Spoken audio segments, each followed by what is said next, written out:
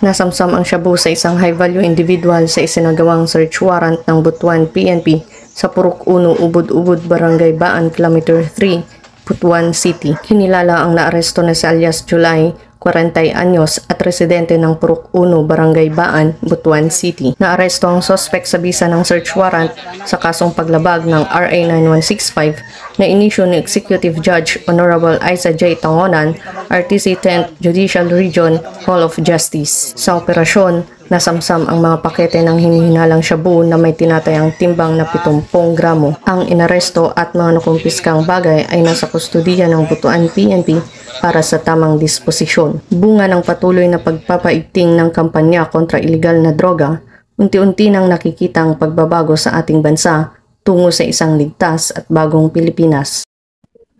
Mula dito sa Police Regional Office 13, ako ang inyong PNN Correspondent, Patrolwoman Jacqueline Cabiles, alagad ng batas, taga-taguyod ng Balitang Pulis.